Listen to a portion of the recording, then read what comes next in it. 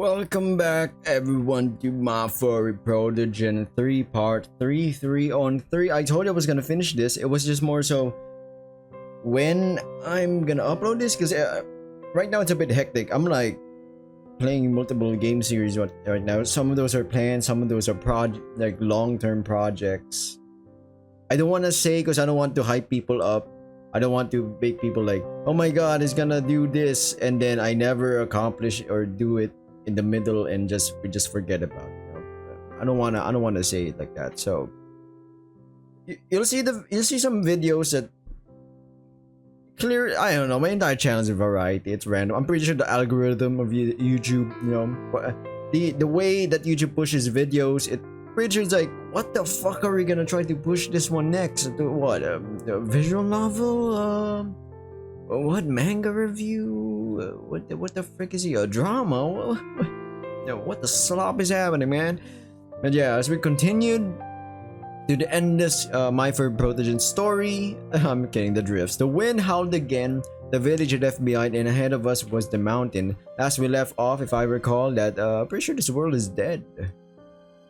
But I don't want to get shot by Lance, Mr. Lance, Mans, Big Bad Dance. I don't freaking know. We trudged behind Lance, and while he couldn't hear, I asked Juno, do you think the device could have somehow made it this cold here? Actually, you know what? That's a good question. Would the device even survive, let's say, a planet that, let's say, it's, you know, has covered in magma like the sun? Oh wait, no, it's plasma, but not like the sun. It's like volcanic shit, right? Would it survive? That's a good question. She was silent for a few moments. No, Brizzy, I don't think it's the device's fault. I agree. If it was the device, I don't think it'd be that powerful to change the weather. It had its own thing, like virus thing, you know, it kills things, but it's not like this. But you said even defective crystals can be dangerous. Yes, but not to the extent of affecting an entire planet. I agree. Crystals have a specific function. They're conductors for energy, for the anomaly, or anything else. This doesn't really conduct anything, you know. It's like it just made the planet colder. They're not weapons by themselves. And I don't get it. If it's not the anomaly device, then what is? Why did it get so damn cold here, and where did everyone go? The ones who lived in this village, did they just run away, jump up, and vanish? My theory is that maybe the planet's axis kind of shifted just a little bit, and that kind of, you know, it's like what if we shifted just a tiny bit away from the sun? What would happen? Like tiny distance away from the sun. What would have happened?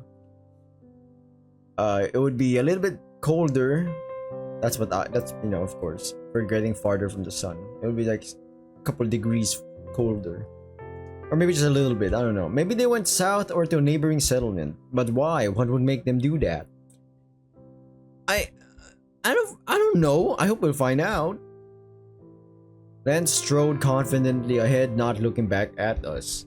The snowstorm had completely swallowed the dead village behind, and we dragged ourselves forward, struggling against a merciless wind slicing through the air. The cold had turned into a living creature.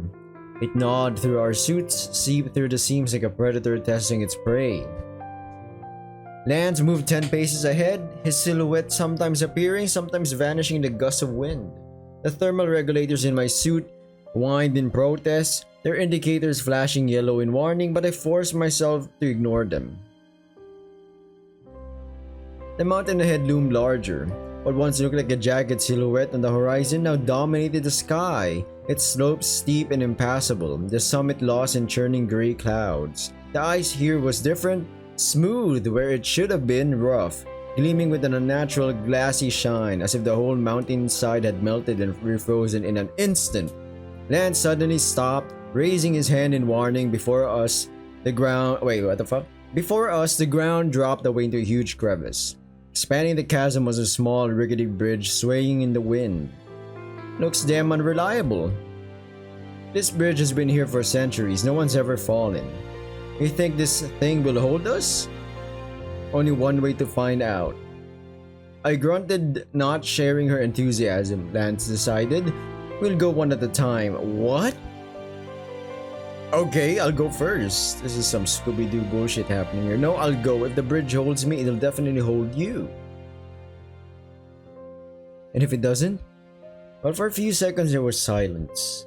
It'll be fine. If it does break, I'll react in time. Juno.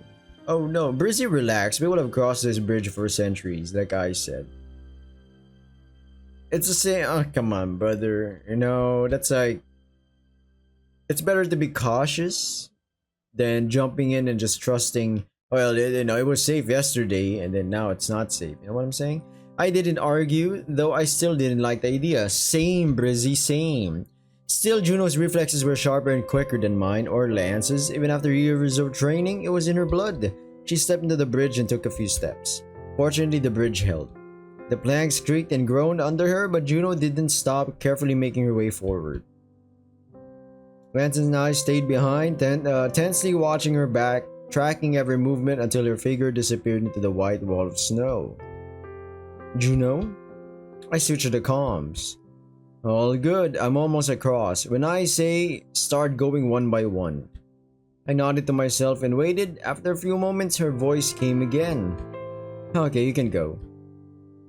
I moved forward to the rickety bridge, trying to step carefully and watch each move. Below me yawned a black, icy chasm, which I did my best not to look at. Chills ran down my spine, but I kept going, knowing that Juno was waiting on the other side. As I slowly reached the end of the bridge, her silhouette disappeared through the endless white screen of freezing snow. See, not so scary after all. I smirked. Easy for you to say. Turning around, I shouted into the distance. Lance, you can go!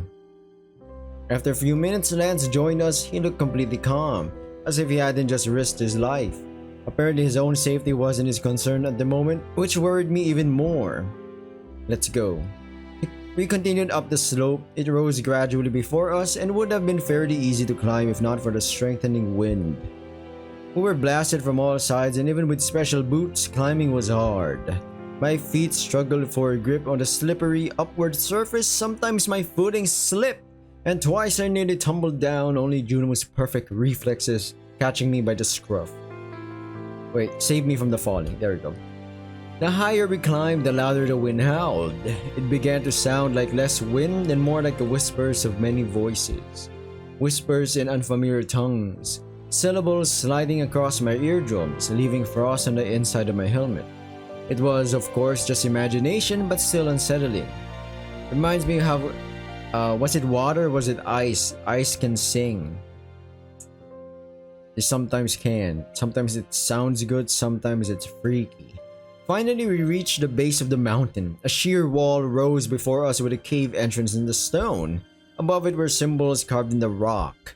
The crystal in Juno's hand blinked, shimmering with violet hues, not quite the deep color of an anomaly-infected device. No, these were streaks of blue and red, blue and pink. I don't get it. What's wrong? These symbols weren't here before. Someone desecrated this place. That tried? Yeah, same symbols. Looks like there's another crystal inside. I'll send a mini robot to scan. Her words were cut off by a sudden out-of-nowhere roar. A blast of enraged sound crashed over us like an avalanche, making the mountain itself tremble. Before I could fully turn, a huge creature appeared. A gigantic beast, hunger burning in its eyes. It was covered in thick white fur, almost blending into the snow.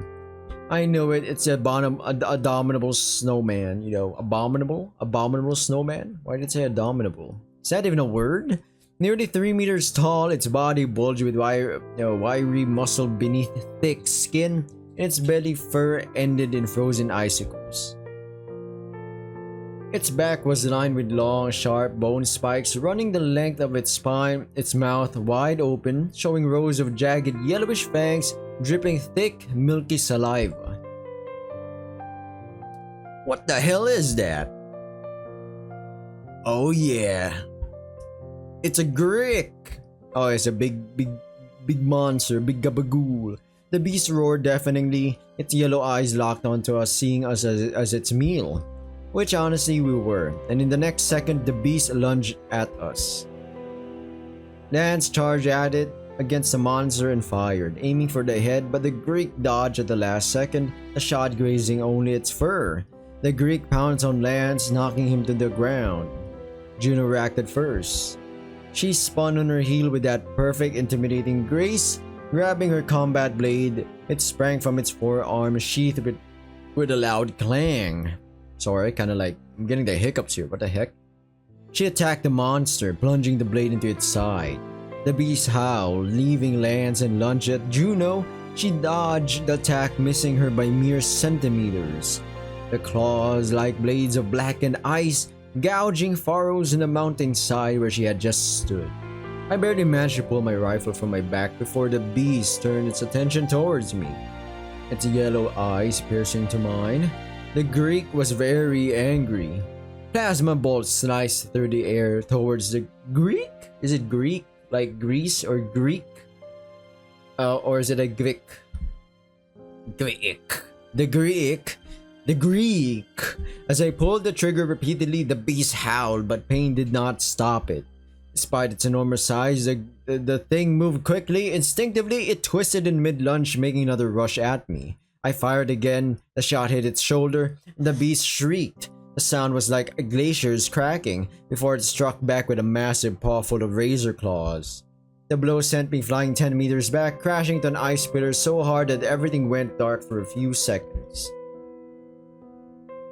Through the ringing in my ears, I heard Juno's furious snarl. She rushed back into the fight, her blade flashing in the glinting snow. Dodging the beast's blows, she aimed for its neck, the most vulnerable spot. But the creature wasn't stupid. It wouldn't let her get close.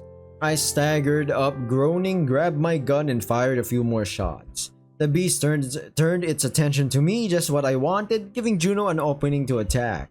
She lunged, but at that moment the beast swung aside, batting Juno away with its massive paw. I rushed in, not even thinking, and leaped into the beast's side, grabbing a handful of its thick fur.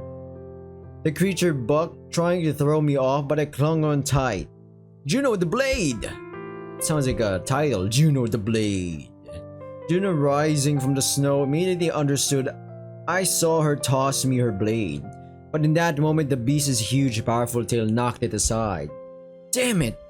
The beast bucked, jumped in place, trying to throw me off, but I managed to grab into one of the spikes jutting from its back. It snarled furiously, annoyed by the close contact, raising its paw to claw me off. Then I heard Lance's voice, having recovered. Brizzy, catch! The blade that landed right next. Wait, what? The blade that landed right next to him, I thought it was a gun. Lance threw it to me, this time successfully, and I drove the blade straight into the Greek's yellow eye. Its scream shook the mountain itself. Triple checking that we are recording, because if we're not, oof! Big oof! It trashed wildly, clawing the air, but I held on, driving the blade deeper until black-blue blood gushed into my gloves.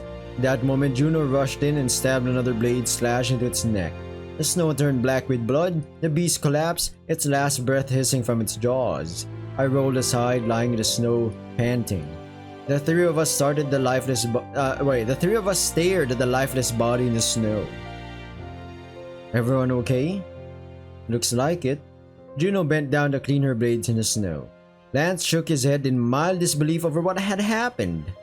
This is absurd. Greeks don't usually attack hunters and don't live here. Shamans often come to the mountain and it scares them off. They're afraid of hunters and we're just a mouthful to them. Think it was that desperate for food? I don't know. Greeks haven't attacked us in centuries. They lived alone, eat carrion or something, sometimes hunt. We fell silent, thinking. Suddenly, Juno spoke up. Felt like it was guarding the cave entrance. I raised an eyebrow. Is that possible? It's just an animal. How would it know what's inside the cave? I can only guess, but maybe the crystals affect living creatures just differently. It's all about energy. Maybe the energy protected the crystal like a conduit. What kind of energy is this? I don't know yet. I got up, brushing off the snow. Let's go and grab that thing. We headed for the cave entrance. Inside, it was dark. Always have torches, my man. Minecraft. We stepped forward, descending to the mountain. The further we went, the thicker the darkness became, like fog closing in around us. The only light came from our flashlights, piercing the darkness ahead with powerful beams. The air was thick with the smell of ozone. But wait, did I say it? Ozone. And something even older, metallic and sour like rusty copper. Juno activated her wrist beacon and the beam, cutting through the gloom, illuminated a large chamber. Look, it's there, man. She pointed ahead. In the middle of the cave, right in a shaft of light falling from a crack in the mountain, stood an altar.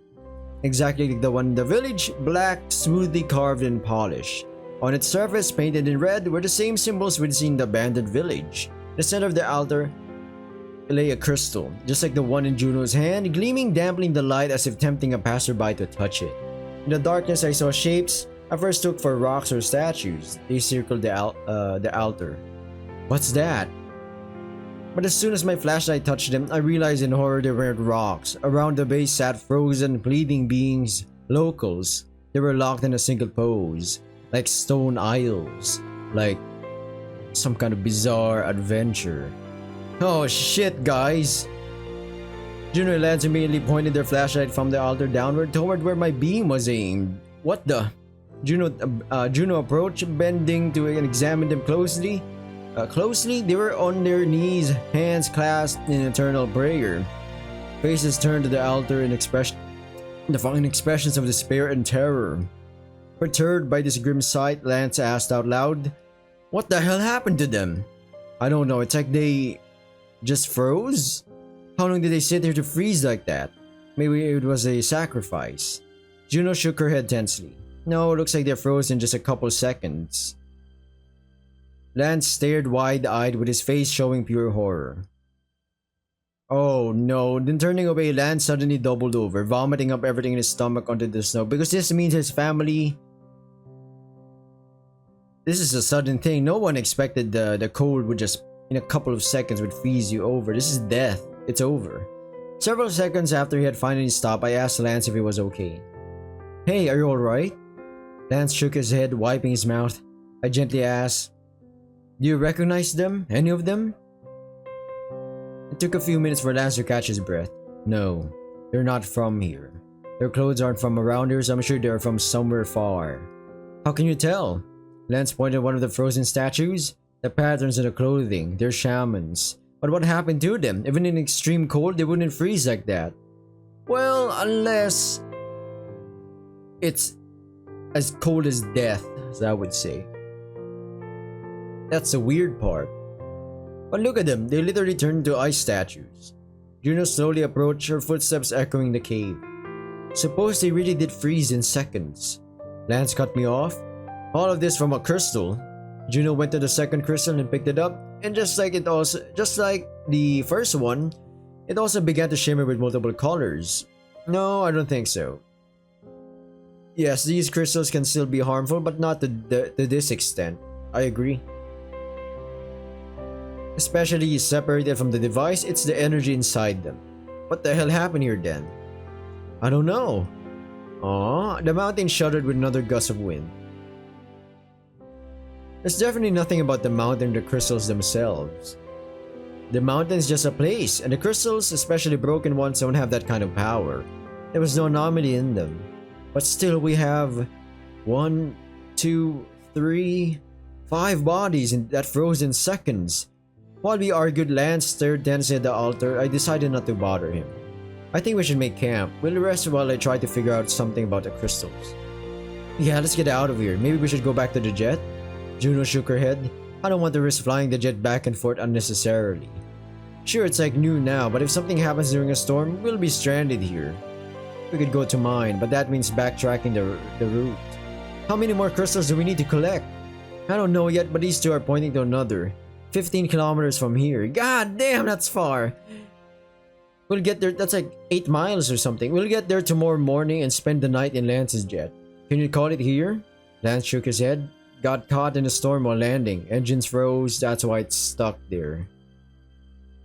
The thermal regulation inside still works, but it can't fly." "Fine, we'll walk back. Make it before dark." We finally left the cursed cave, leaving the corpses behind outside. Dusk was already falling. None of us wanted to wander at night in this weather. After descending the mountain, we spent about another hour getting back to the jet. Inside the jet, it was warm. You could even take off your mask. It was much smaller than ours, but we managed to get comfortable enough in the main compartment. June immediately started working on decoding the symbols. Lance disappeared into the next compartment. Are you sure these symbols mean anything? I doubt there's any real sense to them. Damn, she's hot. And for some reason, I think they might be a clue. At the very least, we'll understand who found the crystals. It's obvious they weren't just hunters or curious villagers. Some kind of local cult? Maybe. I sighed. I hope Lance's family is okay. Now they're fucking dead. I'm sorry, I don't want to be a pessimist, but I'm gonna be a realist right now. They're dead. Juno nodded in agreement. I was about to say more, but Lance returned, carrying a few small sealed food containers. I bit my tongue just in case. Lance handed me one of the containers, announcing, "Dinner." Thanks, man. I took my portion and started eating. As soon as we finished searching for crystals, can you go with me to my village? It's only a few kilometers from here. I need to go check on them as soon as I can. But I can't go alone. Oh no! Lance continued eating tensely. Yeah, no problem. We'll check in the morning before going after the next crystal. If only we could figure out what the hell happened here. At least we know there was no anomaly in the crystals, but they're still active, functioning as beacons. Good thing we noticed. We shouldn't leave them here even if they're no longer lethal. You never know who might get their hands on them. I agree, better take all of them before leaving. Yes, let's do that tomorrow. That's what we agreed on. We had a tough day ahead and needed to rest well in the warmth. Since we didn't know what conditions we'd face on the next leg of the journey, we spent the whole night in Lance's jet. Juno worked on decoding the symbols again, but progress was slow. She barely slept while I managed to nap for a few hours. As soon as dawn broke, we put out the fire and headed out again, toward Lance's village. From Juno's mood, I could tell she wasn't too optimistic about what awaited us in the village. And no matter how hard I tried to hope for the best, deep down I felt the same. Those we found were just 10 kilometers from Lance's settlement. And if that happened to them, of course I didn't want to believe the worst. And I didn't say a word aloud about my fears, afraid to hurt Lance, who was already on edge from stress and worry for his people. Maybe I was wrong, and I'd only stir up panic by voicing my thoughts. We walked in silence for almost half an hour. Finally, I couldn't stand it and decided to lighten the mood. Juno, did you manage to decode anything? Juno shrugged. Sort of. It's getting a bit clearer. Looks like I was right. These were protective altars against Yargus. When the temperature started dropping, the locals believed it was the work of spirits. They built altars asking for help from a spirit. His name, it seems, is Yalkai. And what kind of spirit is that?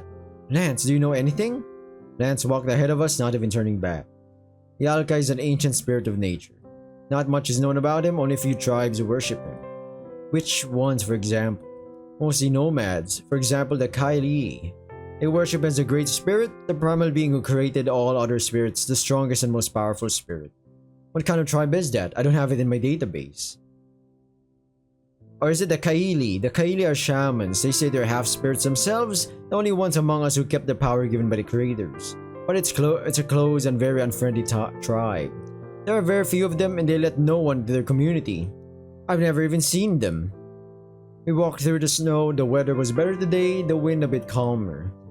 Okay, let's say the altars are related to Kaili, but Juno, why do you think that matters? You don't actually think the altars work or that Yargus brought the cold? Juno smirked. Who knows? Anything can happen in the endless universe. I agree. It's like two things can be true at the same time. Maybe this thing doesn't exist, or maybe it does. So technically speaking, we are all in some kind of like Schrodinger's cat experiment or Schrodinger's box. You know, when observed and when not observed. I just stared at her questioningly. You can't really believe that, so what? The Sky Mother exists too? Just Juno chuckled. No, that's unlikely. I don't mean that the spirits exist. Sorry, Lance. It's fine, those are just stories. Yes, partly. Every intelligent civilization on every planet in one way or another has had or still has different beliefs. That's perfectly normal because they don't appear out of nowhere. The mind tries to explain certain phenomena using the resources it has. But behind every legend, behind every spirit, there's something hidden. Me! I'm kidding. So you're saying there could be a real reason behind these myths? Exactly, and I plan to find out what it is. I fell silent for a few moments, considering her words. Alright, now that does make sense. We kept walking, and soon through the curtain of falling snow, the silhouettes of houses appeared. Lance sped up, almost running toward his home village. Hey, anyone, I'm back! But all around was silence, not a single voice answered. Yikes, I felt a knot inside. Again, it was too quiet for a village. Well, if they're all gone, maybe they're alive. But if they're... open the door. Open one of the doors to the houses and we will find the truth. We finally entered the settlement. Snow had covered all the rooftops, burying everything, swallowing the lifeless village. Hey, where is everyone? Jarl? Gargo? But no sound, no whisper, just nothing. I stopped, looking at the scene before me, abandoned huts, doors wide open, dropped belongings scattered along the way. People had tried to save themselves. Some houses were tightly shut, their owners tried to hide inside, others were turned upside down as if the inhabitants packed in a panic and rushed out of the frost in seconds. I could almost hear it, the confusion, the panic, the screams, the crying of children. The snow was disturbed by movements, footsteps, running, a last attempt to escape. We got closer and finally saw the bodies, dozens of them scattered over the village. Men, women, children, all frozen in a single instant, turned to statues in one horrifying moment. Some crouched, raising their hands as if to shield themselves. Others lay stretched out, faces twisted in silent terror. Ice covered them like glass, preserving every detail. The ragged edges of fur, the whites of wide-open eyes, the frost frozen on parted lips. They were all dead, flash frozen. Oh no. My throat clenched, my heart dropped into my stomach. Somewhere nearby, Lance's scream of utter despair rang out. Turning, I saw him on the doorstep of the very house that had once welcomed us as guests. Juno and I rushed to him, bursting to the house and stopped dead. They're dead.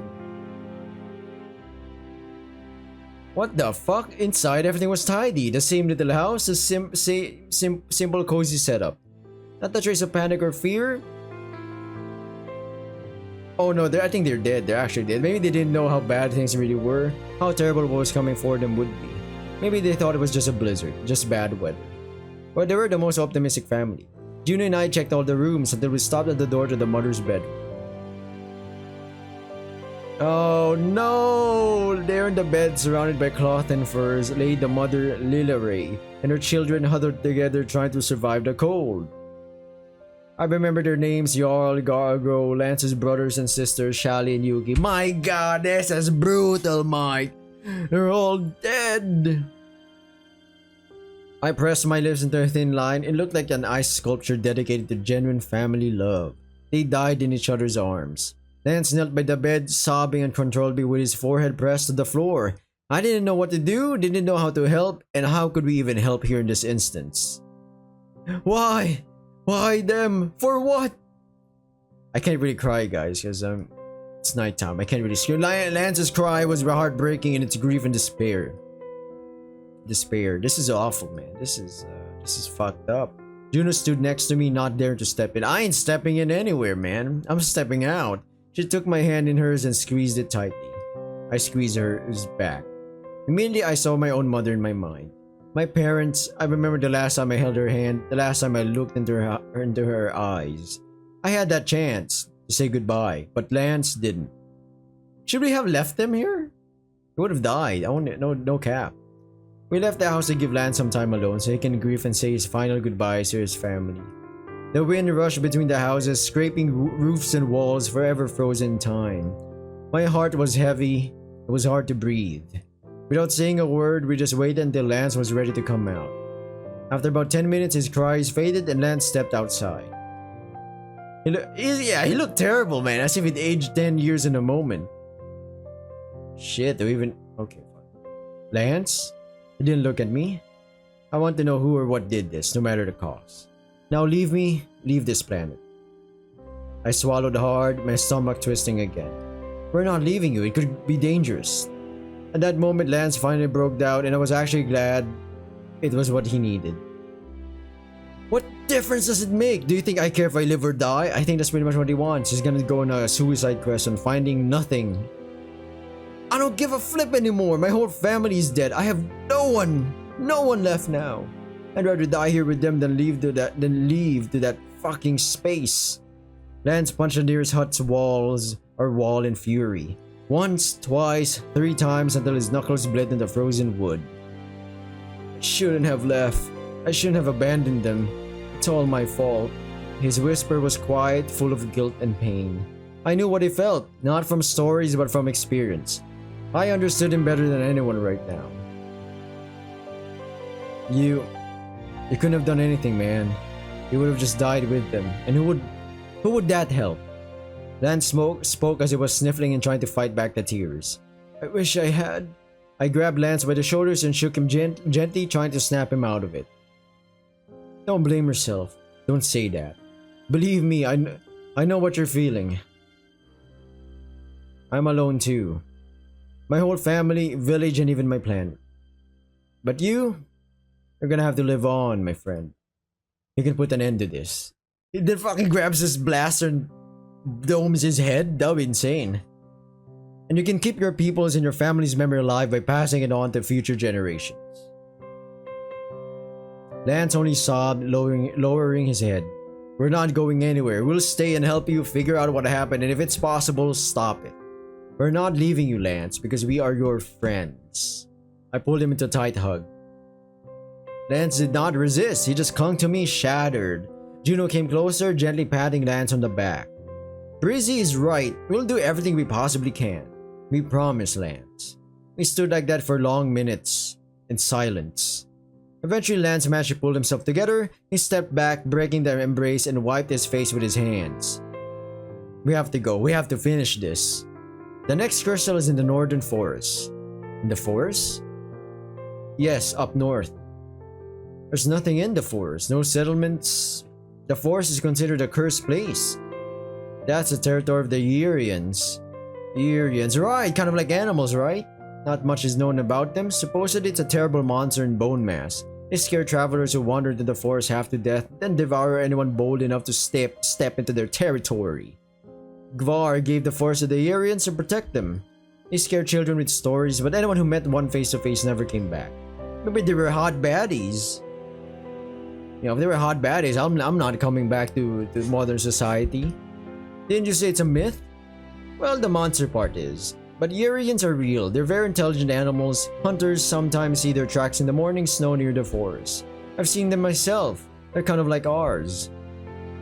You don't think we're actually going to meet them, do you? You're the one who said every myth has a grain of truth. Maybe there's something in the forest we'd rather not meet. Juno shrugged. After the monster we already saw, I think nothing can stop us now. Either way, we need to get that crystal. Lance gripped his rifle tighter.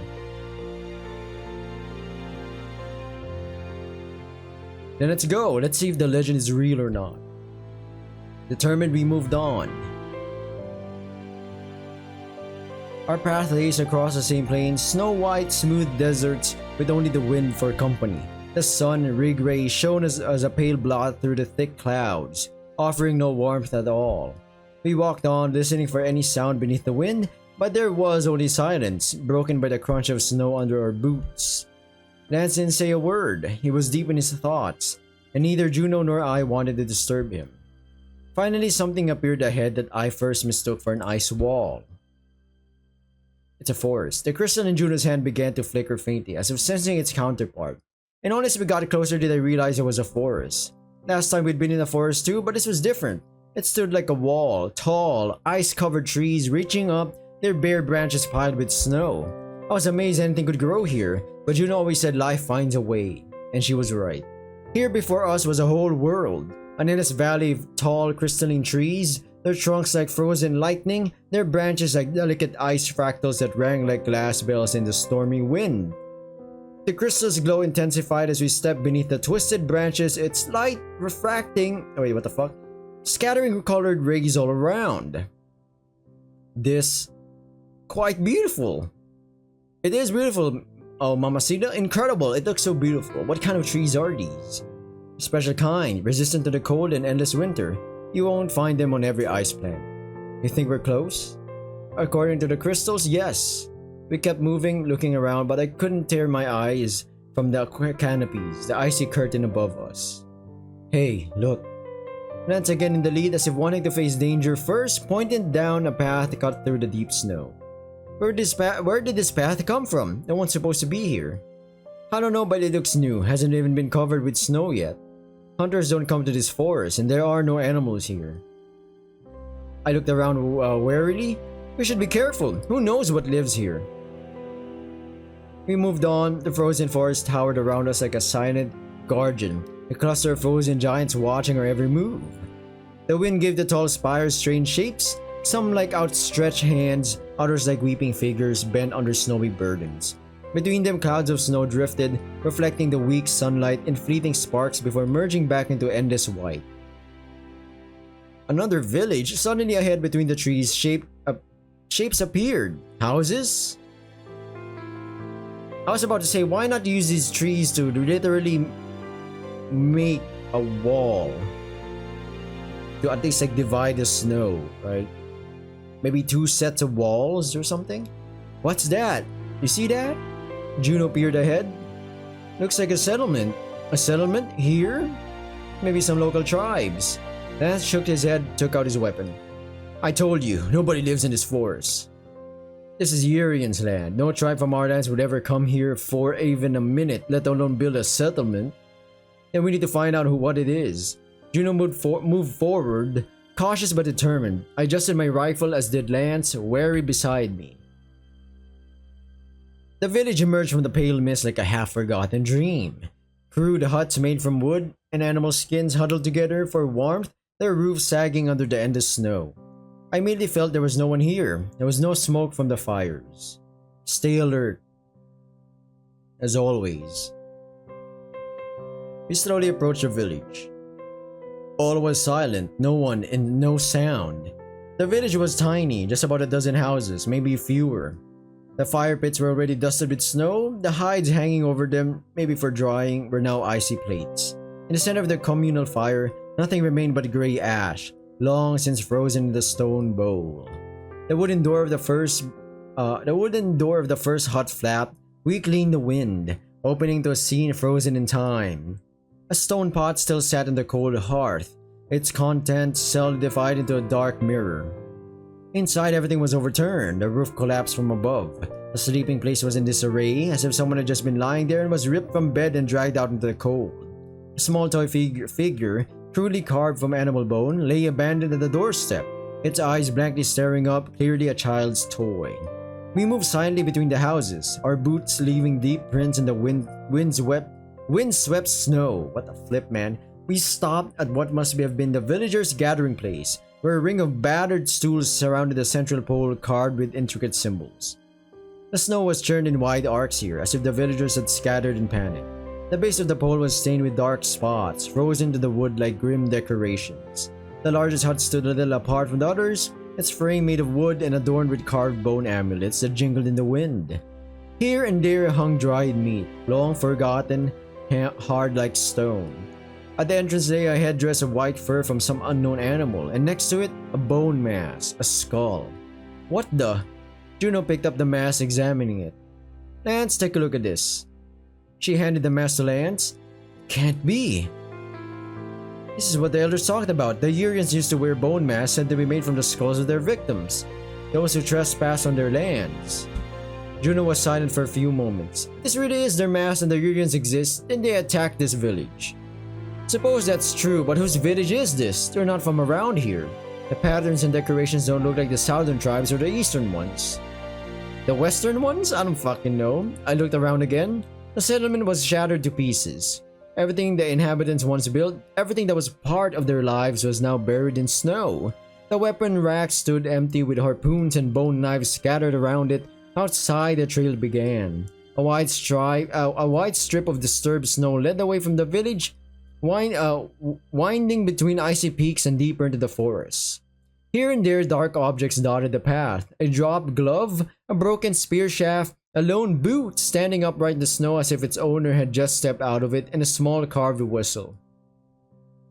Feeling suspicious about the whistle and its purpose, I picked it up and blew into it. Suddenly, the whistle released a frightening sound like a roar, which caused the Lance to instinctively raise his rifle and spin towards me. After a few seconds, he lowered it and got upset at me. "What the hell, Brizzy?" Sorry, I didn't think it would sound so scary. It reminds me of something." Lance came closer, snatching the whistle from my hand.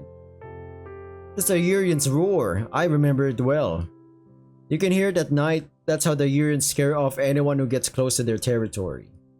If the Urians drop this, they're damn clever creatures if they can make whistles in mass. Are you sure they're just animals?" "I told you, no one knows." At the edge of the village, Juno stopped by a solitary sled, its leather harness still fastened but carefully cut. The cargo, bundles of dried meat and fur, lay on the ice untouched by scavengers. The wind howled in the empty village, carrying with it the faint, distant cracking of ice and snow. No one called for help. No enemies lurked in the shadows of the frozen forest. Only the snow fell, slowly but surely burying this place. Whatever happened here, it wasn't the cold that killed them. Judging by the fact that the snow hasn't covered everything yet, they left recently, maybe a couple days ago. Looks like this tribe came from other lands, didn't know what lived in the forest, and in the end they became prey. Yikes. The crystal in Juno's pocket glowed brighter. "There's another one nearby, let's go." We moved on. Soon the trees parted and we saw it, another altar. A large pedestal of black ice, infused bone, its steps carved with the same symbols. At its top, a massive round platform pulsed with an eerie violet light, the same as the crystal in Juno's hand. We approached, and at that moment I stumbled over something in the snow. Looking down, I saw a leg sticking out of the snow. "Juno, be careful!" The sight before us made my blood run cold. Bodies lay in the snow, half buried. Half buried? Am I high? Half buried. There were many, maybe a dozen or so. They weren't like those in the cave. These were murder victims, their corpses frozen in the snow. They lay in a mass grave around the altar. Men, women, children, their limbs twisted in agony, faces frozen in silent screams. The villagers. Shit, what a nightmare. This was probably one of the most horrifying sights I had seen in all of my travels with Juno. Who could have done this? Lance, who had been silent until now, spoke up. The Urians. If this is their doing, then they built the altars too. But what difference does it make now? They butchered an entire settlement. Juno's right, it could have been them. They managed to make mass and whistles, then altars are possible too. I tried to calm myself and get a grip, though the sight made my stomach twist with nausea. So to sum up, the Urians are real creatures, not just a myth. They built altars, sacrificed villagers, and yeah, they're monsters. That would make sense. The Urians were the children of the Spirit Yarg, and the Spirit Yargis was jealous and tried to destroy the Urians, so they made protective charms. Juno carefully passed the bodies, approached the altar, and picked up the third crystal. The moment it touched her palm, she shuddered and recoiled. What's wrong? Are you okay? She was silent for a few moments. Yeah, it felt like residual energy. Is it the anomaly or residual energy from the device? No, this is completely different. Souls, maybe? The energy from the people? Juno took the crystal and turned it over in her hand. I don't understand anything. Juno was silent, lost deep in thought. Hey babe, are you okay? I touched her shoulder gently and carefully. Juno flinched slightly. Yeah, of course. I can't explain it. It's a strange feeling. I nodded. It's alright. We all need to rest. We've been walking all day. Let's get out of here. Let's make camp. Of course it'd feel weird after seeing all this. Juno didn't answer, but I knew she was listening absent-mindedly. We left that horrible place, heading closer to the edge of the forest, which now seemed not just beautiful but frightening. In the silence, I tried to hear any sign of danger, but there was nothing. The trees above us trembled slightly as if whispering secrets to each other. Soon, dusk began to settle in. We needed shelter. No matter how much I wanted to get out of this cursed forest, wandering in the dark was even worse. Plus, we needed protection from the wind. Soon, thanks to some incredible luck, a small structure appeared before us. Between tall trees with frost-covered bark nestled a tiny hut. Its curved walls built from the same blackened wood as the village houses, but reinforced with bone supports resembling animal ribs. The entrance was closed by a door, behind which was a thick hide stiff from the cold. Let's stay here. I examined the area. No tracks, no signs of recent habitation, the same oppressive silence that had followed us since landing on this damn god-forsaken planet. What if this is a Urian's hut? Even if it is, there's no one here now. What if they come back? That's the answer, Brizzy. No, this looks like a hunter's shelter. I doubt anyone lived here. These are for overnight stays. Alright, we'll stay here, but let's take turns keeping watch and sleeping.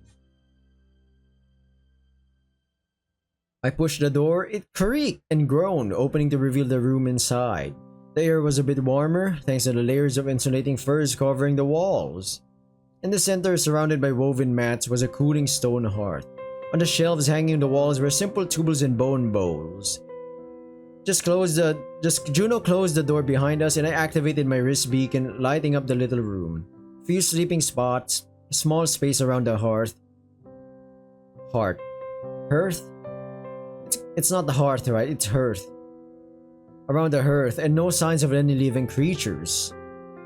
Looks clean enough. And in theory, warm if we light the fire. Looks like there'll be another storm tonight. Outside, as if to confirm my words, the wind howled louder. Juno stirred to light the fireplace with a spare power cell. Soon, a faint flame flickered in the long, cold hearth. It wasn't much, but enough to warm us up. Gradually, the bluish flame grew brighter. While Juno tended the fire, Lance and I checked the perimeter, then returned to the warming hut. I propped the door with a wooden stick that had been sitting unused in the corner. Of course, it wouldn't help much in case of an attack, but at least it would give us a few moments to collect our thoughts.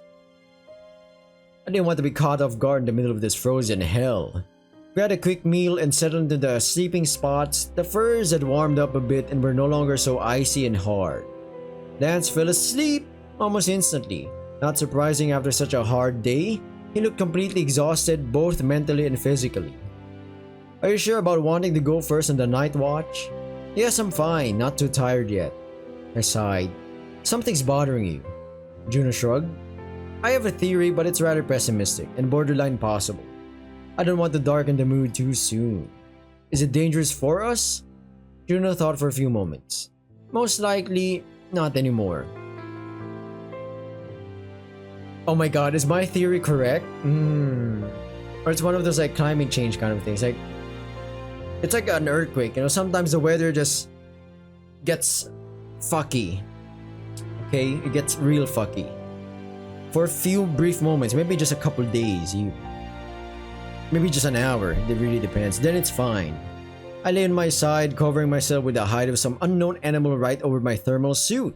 Juno sat across from me, focused on her research. She took an extra tablet out of her backpack and got to work.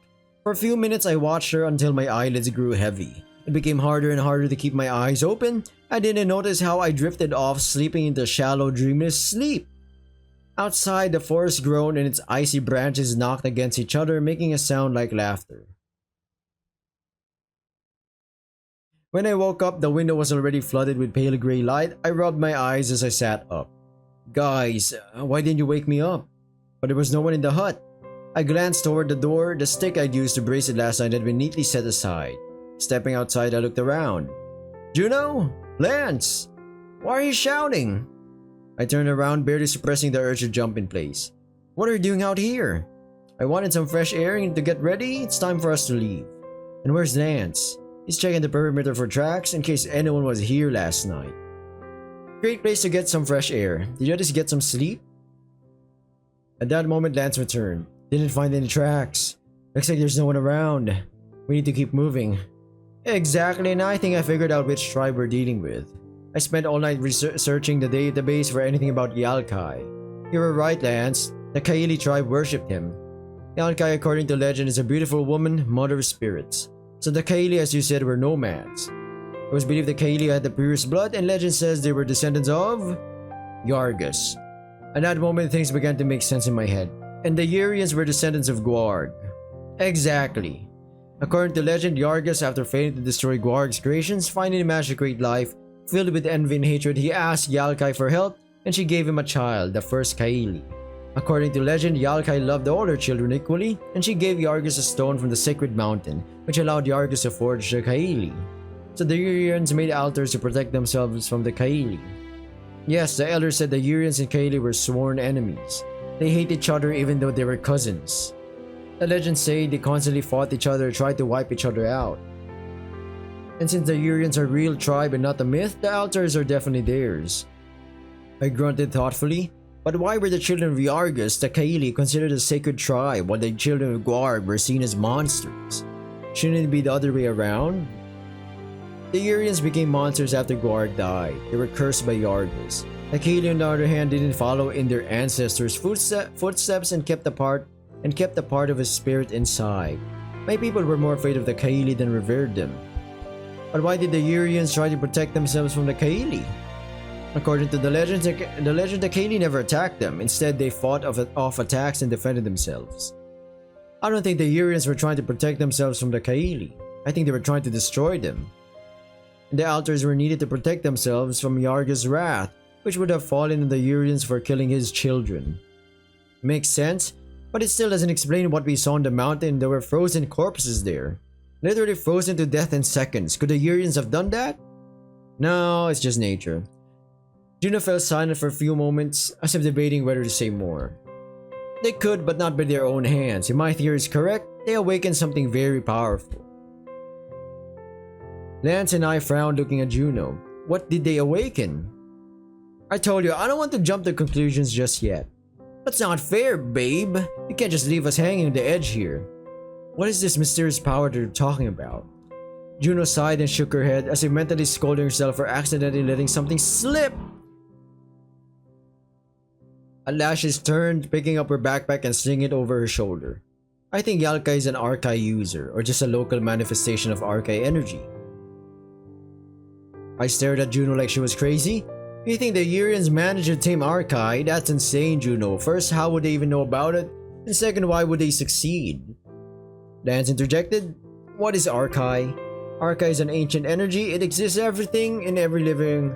Oh wait, what the fuck? It exists everywhere, in every living thing in the universe, in every planet, in everything, I'm telling you. There are places where this energy is stronger. So it's like magic. Yeah, something like that, if that makes it clearer. Have you dealt with anything like this before? Yes, once. And I don't think the Urians tamed Archai, but I do think they somehow managed to use it to destroy the Kaili. Through crystals. So you're saying they found a source of Archai and used crystals to charge them with Archai, but it's not a weapon of mass destruction. Archai is directly tied to the energy of the being using it, and to their thoughts and feelings. Sometimes hatred can be a very, very powerful weapon. Maybe they didn't understand exactly what they were doing, but it's the only way I can explain what we saw. They decided to get rid of the Kaili, found the device, took the crystals, and somehow figured out the crystals held energy. I don't think they realized what they were doing, but they didn't call on the power of Archai consciously. They just performed rituals, and I don't know yet what kind, and Archai heard them. Thanks to strong feelings and the crystals. Crystals are receptive to Archai. Their purpose is to redirect the planet's energy into a certain source. I shook my head. Still, that sounds a lot of baloney, complicated bullshit, babe. You and I have spent years trying to tame Archai, you know? But it's knowing what it is. And these natives just did it? Just like that? Lance frowned. Natives? Okay, I didn't mean it as an insult, babe. I mean Lance, sorry. But we've only met one creature capable of wielding Archai, and that's a Protogen. Doesn't depend on the species. Archai exists in everyone. Motherfucker, man. There must be another explanation. I don't believe this. Why do you think Yalkai is Archai?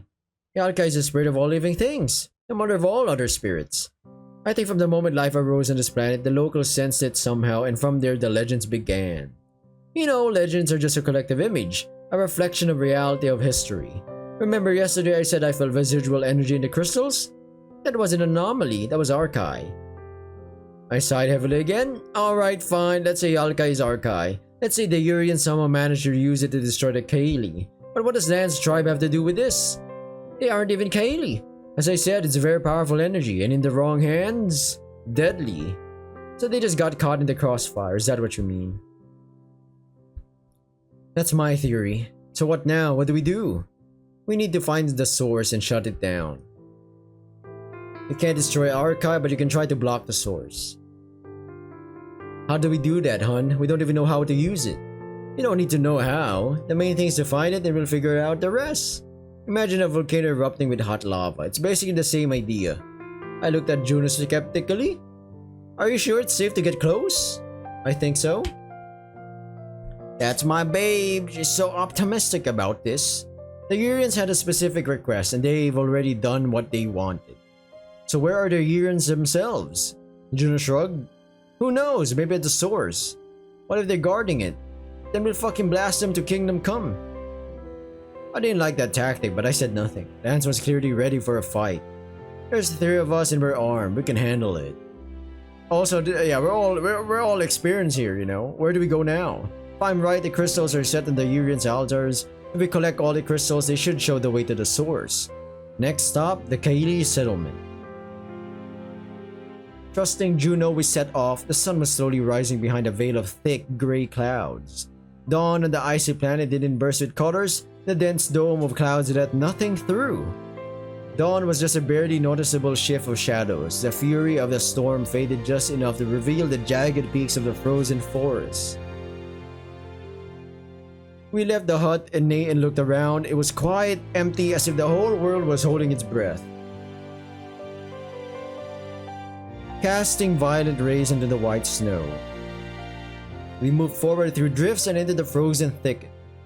Our path led deeper into the woods. The trees here grew denser, their trunks thicker, and the branches intertwined overhead, forming an uneven icy ceiling. The wind howling beneath the trees turned muffled, replaced by a new unsettling sound.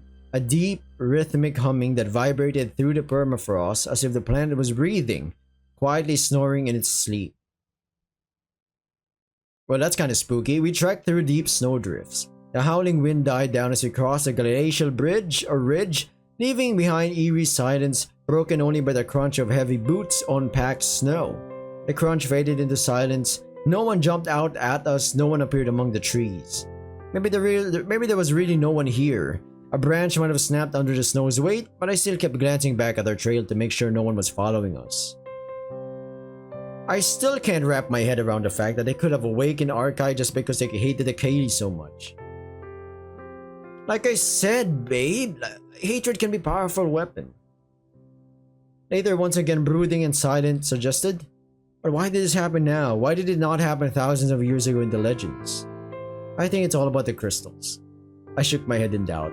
I don't know, crystals, that's kinda hokey pokey stuff, you know. Intuition again? Something like that. Juno snorted. I hope we'll find out. Who knows, maybe they finally had a good reason to take revenge on the Kaili now. Lance, who had been silent, added, they always had reasons to destroy each other. The myths are true. Soon we reached a small hill. Below, another village lay nestled on a small clearing among the trees. It was just as empty as the previous villages. Everything was destroyed, not a living soul around. But we immediately saw something was different here. Death had come to this place in another way. It was different from what happened in the first two villages. The first, there were signs of panic and hasty escape. The second, unmistakable signs of struggle. But here there was absolute silence. The morning sun played on the snow-covered roofs, making the whole village sparkle like a jewelry box, filled with dead bodies. There were no tracks in the snow between the houses. Not a single door was left ajar. All ahar, I guess, I don't know. I think it's ajar, right? All hides were neatly tied, all tools carefully put in their places. We looked around, inspecting each hut. It seemed the residents had left just a few hours ago. Left without taking anything, everything was in its place, no signs of panic or fear. But soon it became clear where the villagers had gone. We found the bodies near the central fire pit. Around the cold ashes, sitting cross-legged in a circle, were the elders, their frosted lashes still glinting in the light. The eyes had captured their final moments with cruel precision.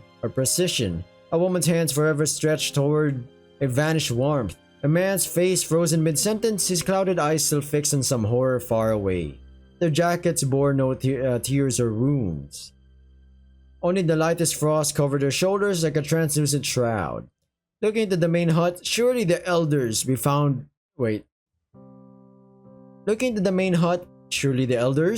the rest, mostly women and children. It was a terrible, sad sight. A young mother forever bent over a cradle, her arms frozen in a protective arc above the tiny bundle inside. The eyes turned her into a statue, like all the others. Loose hair, stiffened clothes, lips partly in a lullaby. None of them moved when Juno touched the cradle's edge with her finger. There were others nearby, old people, children, all huddled together. In a bowl of water nearby, circles had formed as if it had been disturbed. A moment before, the cold claimed everything. In the center stood an empty oil lamp, its wick charred to ash. The air smelled faintly of fat and something else, a metallic tang that made my throat tighten. Juno examined one of the bodies, her helmeted face frozen in sadness. The cold struck in seconds, just like on the mountain. Lance added in a quiet voice, just like in my village. I sighed. It was hard to look at all of this. It was literally a graveyard buried in snow. Leaving the hut, I glanced around. The wind had picked up whistling through empty houses and abandoned sleds. Scavengers didn't bother this place. There wasn't a sound of anything alive nearby. Just like on Astara, Wyre now felt like a ghost planet. At the edge of the village stood a solitary figure. Judging by the beaded regalia, the village shaman, arms raised to the sky. His mouth was wide open in a silent warning or prayer, the eyes persevering the desperate look on his face, the wild terror in his eyes. They're Kaili, same patterns as in the village but in the mountains. Juno, I think I found an altar. I pointed farther past the figure. A familiar altar was visible in the distance. Juno followed me. We approached the altar where a crystal rested. Juno picked up the fourth crystal and added it to the others. Time to go! But she barely had time to say that. Suddenly the dead silence was shattered by a sharp, thunderous sound as if the world had split in two. The frozen ground beneath our feet trembled. All three of us bolted. The ice sheet beneath us cracked. The earth started to collapse. I cried out, falling to the snow. What the hell? I don't know, but we need to get out of here. A loud roar came from the underground as if the planet's very core howled. Centuries-old compressed snow groaned in protest before disappearing into a newly forming void that was gradually expanding. The frozen body of the shaman fell first, swallowed whole by the crumbling earth. Then the houses began to move. As if they were matchstick huts, they tumbled down, the entire village falling into a gaping blackness. Supports, wood, bodies, everything disappeared into the hole. Snow and ice snapped like twigs. Ice-covered roofs shattered into glittering fragments, and the frozen faces of the dead silently vanished into the abyss. For a few moments I was paralyzed, but then Juno's voice yanked me out of my trance. Run! Her voice broke through the pounding of my pulse in my ears. I jumped to my feet but almost fell back. The ice beneath me gave way and the ground shifted underfoot. For a brief instant I dangled above the darkness, looking down at the vanishing village, at the falling bodies still frozen in their final poses, at the swirling snow being sucked down like air into lungs. It lasted only a second. Suddenly Lance appeared out of nowhere, grabbing my wrist and yanking me up, literally tearing me from the jaws of the abyss. Stumbling, the three of us dashed away deeper into the forest. The clearing where the village had stood finally collapsed into the depths. We ran a safe distance away. The tremor didn't follow us. Collapsing to the snow, we watched as a few trees at the edge of the clearing leaned over, bowing above the newly formed chasm. I breathed quickly, trying to calm my heart, which was pounding from the sudden rush of adrenaline. What was that? I have no idea. There have never been any earthquakes here or anywhere else in Wyre before. Juno stepped a few paces closer to the edge of the pit. The village was gone. Where only minutes ago there were houses and remnants of former life, there was now only a gaping hole, its edges already being covered by fresh snow falling from the sky. The wind died down and everything fell silent again. Are you both okay? Yeah, I'm fine, just wasn't expecting that. I'm alright. Getting up, I brushed myself off. Let's go, we'd better get out of here. And so we moved on. Several times I looked back as if to check whether destruction was following us. But no, it was all quiet, as if nothing had happened. Lance stared ahead, once again lost deep in thought. Thanks, man. I lightly touched his shoulder. Lance snorted. Don't mention it. Guess we're even now. Even? You saved me back then, remember? From the beast? I smiled and exchanged a look with Juno. Yeah, I remember. Didn't want to leave you behind. We were silent for a few moments. It seemed like Lance was collecting his thoughts. Sighing, he looked up. Sorry for snapping at you and for blaming you for everything. I should not have said that. Yeah, fuck you, man. I'm kidding. It's alright. We're not upset. You were worried about your loved ones. And now they're gone. I bit my tongue. It was clear Lance wouldn't recover from all this anytime soon. And I understood him perfectly, but I knew there was nothing I could do to help. So I tried to change the topic. Where were you all this time, by the way? Last time we contacted you was 6 months ago. You didn't reply to the last message. Lance's face changed again. That expression flashed by like all his teeth ached with pain at once. Finally, Lance began his story. I was on my first expedition, not as a trainee but as a full member. We were supposed to study a planet where a strange anomaly had been observed. Not long after we entered the atmosphere, we crashed. The ship was damaged and went down with the group riding in it. While I was in a jet serving the area, there was no way to fly out in the jet. There wasn't enough fuel and the jet wasn't designed for long flights, so I was stuck there. Luckily, I could hunt, breathe, and drink water. But I was alone. Damn, that's fucked up. My chest chilled in horror. I could hardly imagine such a thing. How long were you there? Lance looked at me with empty, lifeless eyes. 10 years, but outside the anomaly, only 6 months passed. Damn! Juno and I fell silent, shocked as we walked beside Lance. That was a real nightmare. 10 years in total isolation. How did he not lose his mind? I'm sorry that happened. No need, it was my choice. Luckily, a rescue team found me and took me out. I was saved, regretted ever signing up for any of it, and decided to come home. I came back just a couple weeks ago and immediately picked up the signal from here. Flew out to check and, well, you know the rest. He's stuck again. This is so fucked up. He just got out of the fucking getting isolation. Now he's back in his home and it's even worse because it's his home planet. And they're all not existing. You know, they're dead. I pressed my lips together and kissed him. Whoa, feeling my heart break for him. He didn't deserve any of this, and June and I knew that better than anyone.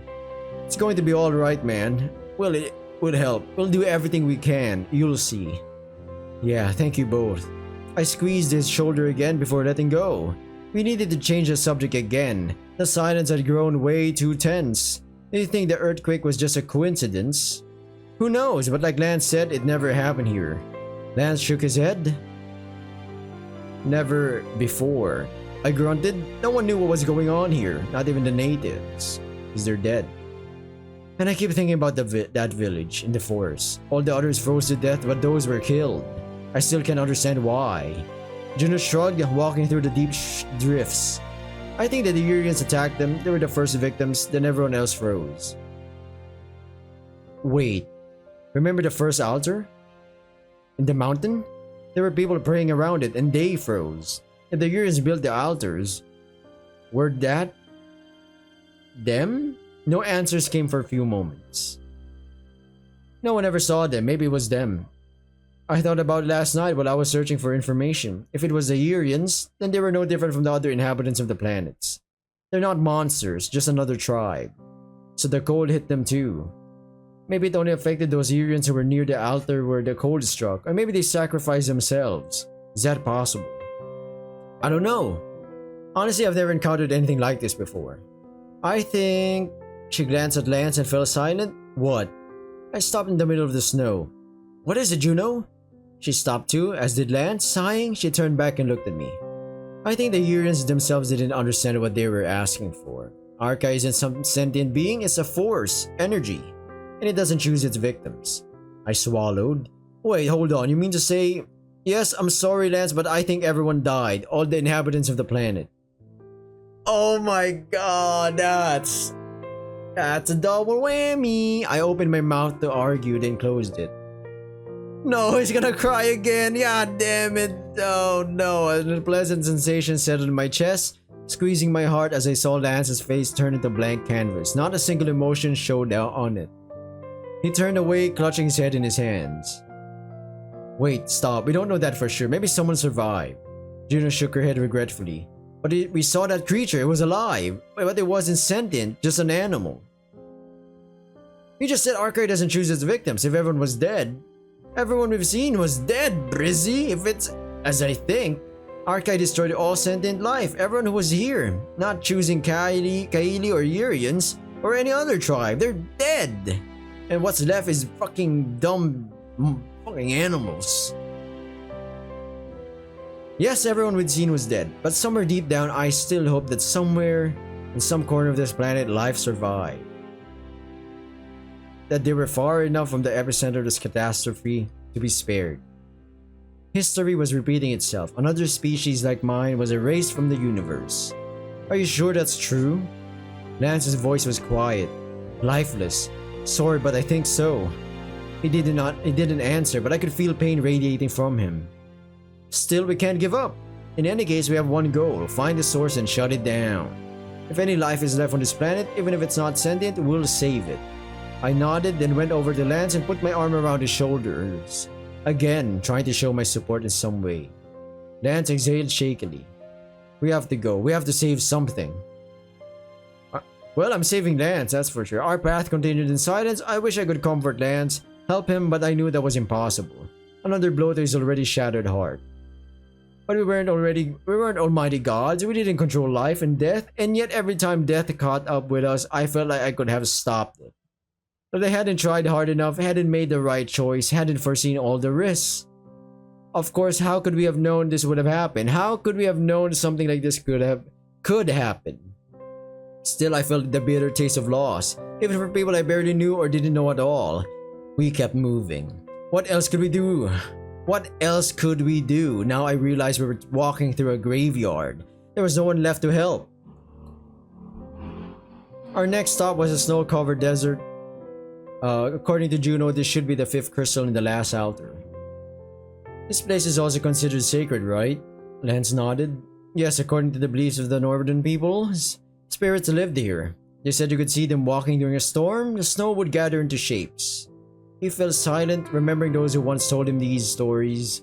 Family, neighbors, and friends. I interrupted his thoughts and asked both of them. Do you guys think this is the last crystal? Yes, I hope so. Same. Juno took the crystal, turning it over in her hand. And where will we look for the source? Is it far from here? Juno peered into the crystal. Honestly, I don't know. I'll try to calculate it. She addressed her wrist computer. The crystals now gathered together, shimmered violet in her hands, blinking. They were supposed to show us the way. Well, anything? Juno frowned. This is strange. What is? Judging by the signal from the crystals, the source is right here. Here? You mean in the valley? I immediately look around. For miles there was nothing, babe. Just bleach expanse. Are you sure? But I didn't get to finish. At that moment, spiderweb fractures shot through the ice beneath our feet. Uh-oh. Careful! We jumped back and ran, the crystals in Juno's hand glowing even brighter, a silence pierced by the loud crack of ice underfoot.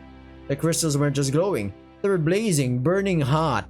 The wind howled like a wounded beast. The ice jerked up and down beneath us as if from a blow, and then suddenly dropped away beneath our feet. Just a second ago we were standing upright, and suddenly we were in the air, falling down. A loud scream tore from my lungs. The world became a blur of bluish-black ice and howling wind, our bodies tumbling between the walls of the crevice, like 3 stones thrown into a pit, rolling through a maze of sheer icy cliffs. Lance was just ahead of us. He was the first to dig his knife into the ice, slowing his fall. Juno did the same, grabbing me in the process. The blade screeched, carving a molten line through the ice, slowing us down just before we hit the ground. Great, we're in a ravine. At last we reached the bottom of the newly formed rift. We still had to fall, and it was far from a soft landing. The impact knocked the breath from my lungs, pain shot through my ribs, my vision swam. Are you guys alright? I groaned, sitting up on the ice. Lance was sitting nearby, rubbing his bruised elbow. Juno jumped to her feet, drawing her blade, scanning the cave. Lance and I grabbed our rifles. I'm okay. Me too. What was that? Another earthquake? A Protogen and a Furry meet. Wait, what? Yes, and it looked like we fell in some kind of rift that just formed. Thanks, couldn't figure that myself. Haha, funny sarcasm. Great, we're not gonna get banging action. Nice one, Brizzy. Grunting, I managed to get to my feet, rubbing the side I landed on. I reached out to Lance, helping him up. Do you think the source is here, somewhere underground? Yes, it was underneath us. I looked up, we'd fallen so deep that almost no daylight reached here. It refracted, casting a bluish glow in the ice. Ahead there was something like a corridor. Lucky us. We really are lucky. I think this is more dangerous than I first thought. Judging by the earthquakes, if we don't destroy the source in the near future, the planet might simply explode. So it's a good thing we found this rift. Then let's find it and destroy it. We went forward through the icy corridor that had formed. There was no one around. Soon we entered an underground cavern. It was enormous, entirely made of ice. High vaults, meticulously polished walls, smooth floor. In the middle of it all stood an altar, with an anomaly device itself on it without the crystals. Wow, looks quite mysterious.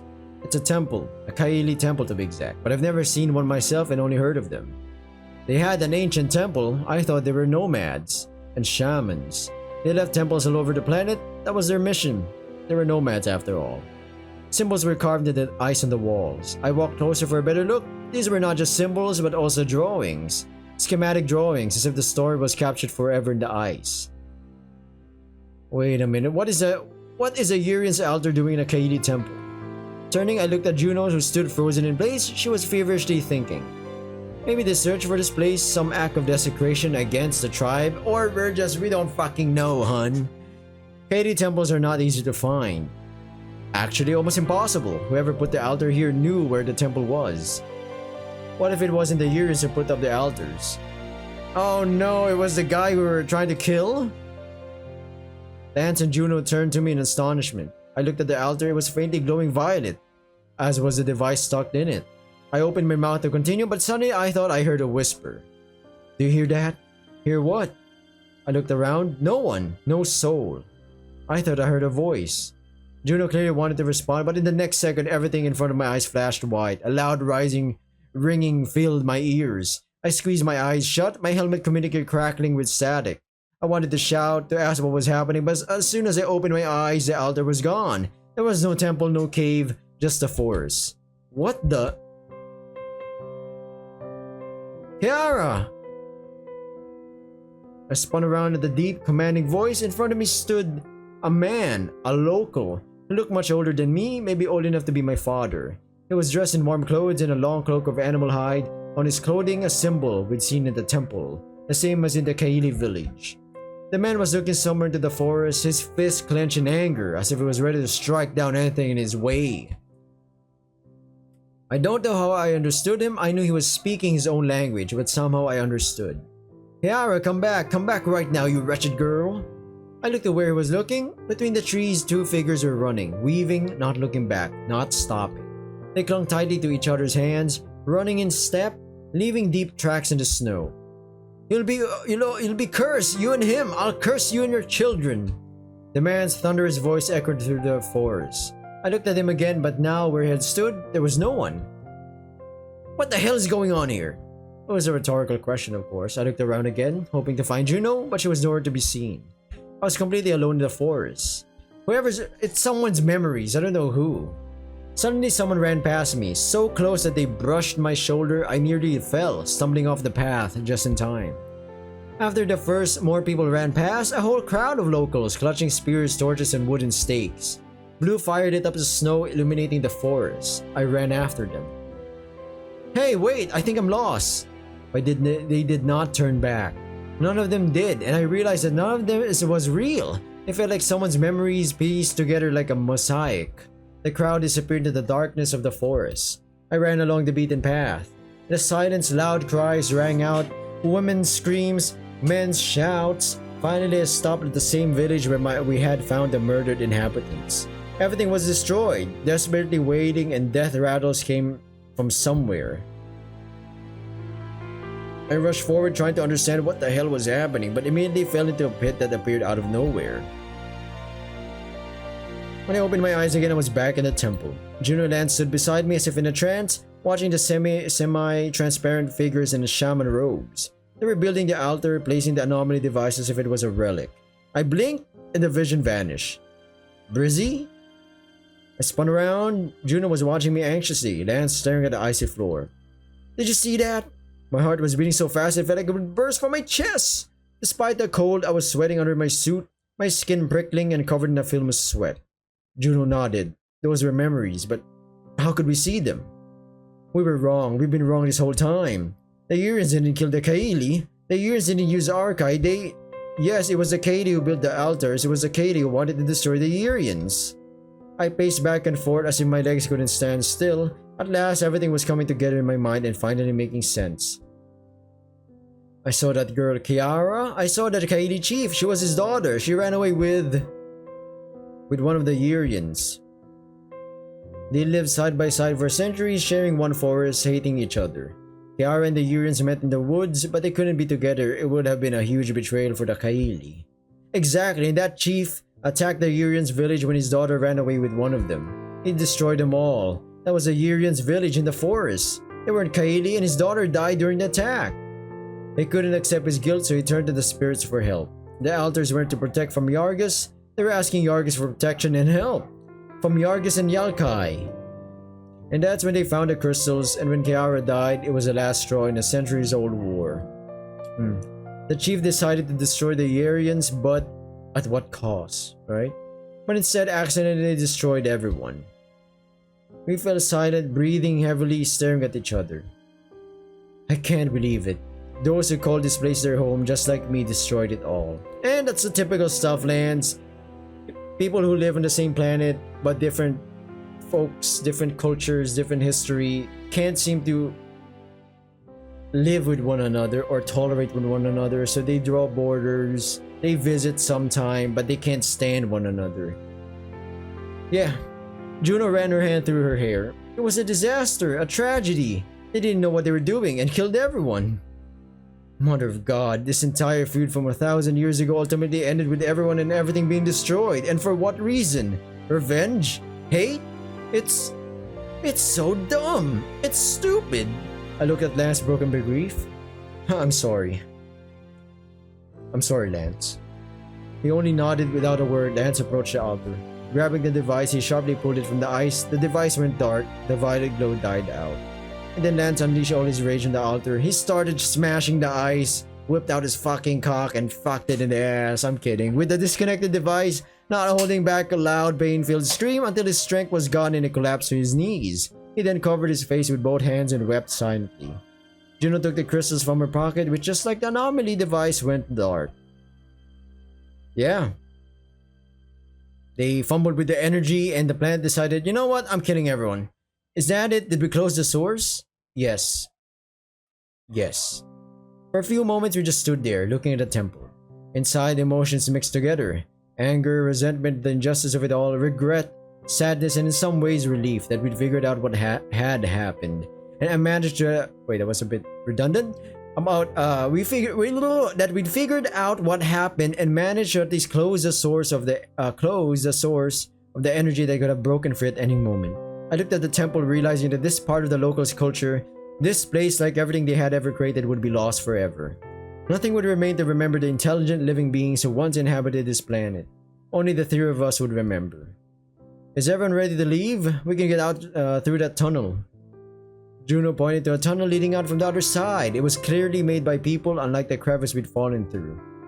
I looked at Lance, who got up from his knees with determination in his eyes. Ready. We took the device from his hands and headed for the exit. The tunnel gradually sloped upward until we emerged from underground, finding ourselves in the middle of a snowy wasteland. Fuck me, man, more snow. The wind had died down and only snowflakes drifted slowly from the sky, dancing in the air. The weather conditions are relatively safe now. I'll call the jet. Wait. We fell silent. Can I ask you for a favor? Of course, Lance. I want to bury my family. Will you help me? Fuck no! Yeah, of course! Why would I refuse that? Of course we will help your friend. Count on us, mi amigo. Soon the jet appeared overhead. We flew to the designated spot in complete silence. The journey took almost no time. Once we landed near the village, we left the jet, once again trudging through deep, tall drifts. The village still stood as before, looking more asleep than dead. Oh my days, man. This is fucked up. My people believe that after death, the soul goes to Yostru and forgets this life. We would build special pyres so that Lariara could carry the dead to the sky along the smoke. Just tell us what to do, my friend. Lance nodded and then silently began to show us. He gathered wood, laying it out in a triangle in the village square. On the sides, he drew symbols in ash, after which we started moving all the bodies to the center of the triangle. Lance carried his relatives themselves, and June and I did not interfere, wanting to let him say his final goodbyes. When all was ready, we lit the fire. It blazed brightly, painting everything around with a blue glow. The wind was completely still, the column of smoke reaching up to the clouds, carrying the souls away just as Lance had said. And then I come in, oh my god, we found new technology, we can just defrost all these people. I'm kidding, when you get frozen, your brain stops, so you're pretty much brain dead, and you're dead. You're dead. Like, currently, we don't know how to, like, jumpstart the brain for you know back to normal state. The heart, yeah, we can pump blood, no problem. The heart, but all the other stuff, I don't know. The three of us stood in total silence, listening to the crackling wood, the burning fabric, the melting snow. The fire took everything, leaving behind only embers. They're with Yoster now. We will remember them, Lance. We'll remember those who once lived on Wyre. And maybe one day when the planet changes to become warmer and everything is covered in green forests, a new civilization will arise here. It will overcome all the hardships, create its own nations, its own technologies. And then those who come after the winter, through preserve records in space, will learn about the other life that once inhabited this planet. And you, my friend, you won't let them be forgotten. Lance snorted, and for the first time I faint smiled. Yeah, look at that cheeky smile. We finally see it, man. I watched as the smoke drifted far, far away into the sky. What a goofy guy. Look at him, man. Can't hate him. Suddenly I realized something. The sky had changed. My eyes were struck by bright sunlight. Juno, Lance, guys, look, the sun's come out. And then everything defrosts and everyone's alive. It's like, oh my god. I pointed upward. For the first time in centuries and millennia, the clouds began to part. That used to happen only a couple of days a year. Juno smiled. Lance looked up. Unbelievable. This hasn't happened in centuries, maybe millennia. Is it because of the source? Could closing it have affected this? Juno shrugged and squeezed my hand tighter.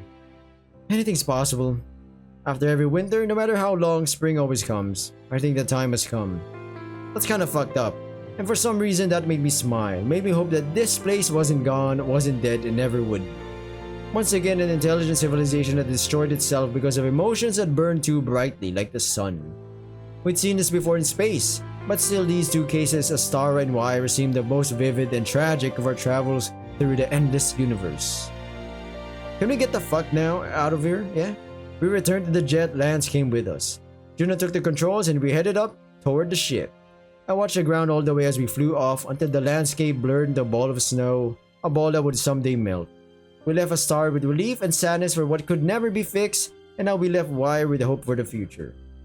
When our ship left Wyre's atmosphere, when the vast planet became just a blue dot in the darkness, I heard Lance sitting next to me quietly say, looking at his home, "Goodbye, everyone."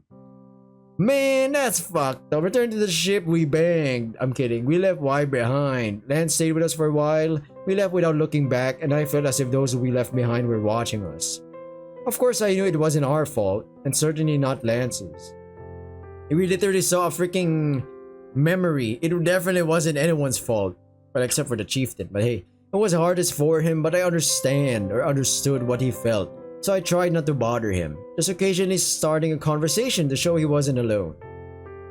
Like me once, he couldn't do anything, and it was the hardest thing, realizing your own helplessness. It took me a while to deal with it, and I had Juno to help. I hope that Lance would eventually meet someone too. It was not good for him to be alone, and Juno and I couldn't risk bringing him along with us. Oh, let's save him the Protogen Inc. so he can gamble and get some hot babes.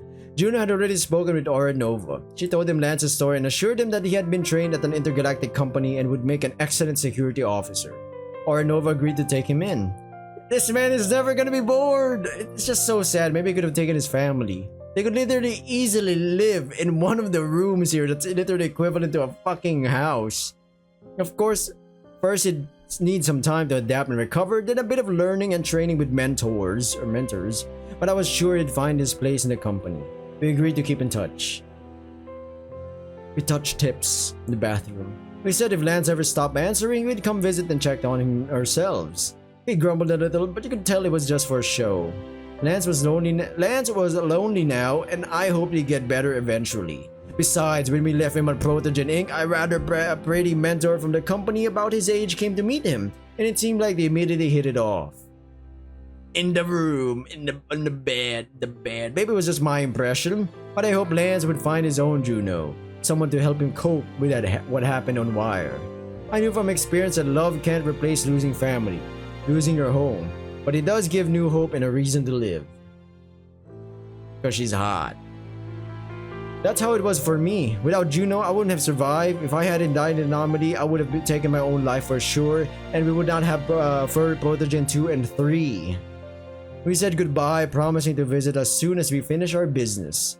Of course, we could die at any moment, might not come back, but I knew for sure that we succeeded. Our first stop would be Protogen Inc. Neither Juno nor I remembered any planet like Wyre, for we had spent so much time and effort trying to save its inhabitants, and in the end, death claimed them anyway, even if we could not have stopped it. But we saved Lance, and that alone was a big hope for the future. One day, Lance would meet someone, make new friends at Protogen Inc. or somewhere else, and his memories of his loved ones, his people, would be passed on to others. He'll tell all of the incredible myths and legends of Wyre, their customs and history, and I knew how important that was. Importantly because even if home is gone, it will always live on in memory, in the heart. And that brought a fucking smile on my face, mate. Gave hope that things could be different. Maybe someday Lance will return to Wyre and it will be warm again. Like he once dreamed, as he told us. Thick green forests, mushrooms and berries and animals of all kinds. The bright sun, Wyre. I hope we'd live to see it too. Time and space is a relative thing. Maybe it'll all happen while we're still alive. Oh god, we're back in space. We returned to the ship and focused completely on our only remaining mission. For a long time I could not understand how the tribes of Wyre somehow managed to use the power of Arkai, even unknowingly, and it even motivated me to try and master it again. Both Juno and I were left deeply affected, and not in a good way. And after returning to the ship, we spent several days training, even forgetting our usual workouts and sparring. But nothing worked. Maybe we just don't hate that bastard in the cloak enough. Juno shook her head, looking at me like I'd said something foolish. No, Brizzy, it's not about hate. It's about anger. You saw yourself what happens when you use a force like Arkai with hatred. But it worked for them and not for us. I don't know what else to do, hun. We can't stop this on our own. It's time to admit it. And while we train and try things, living beings keep dying. Maybe we shouldn't have gotten involved at all.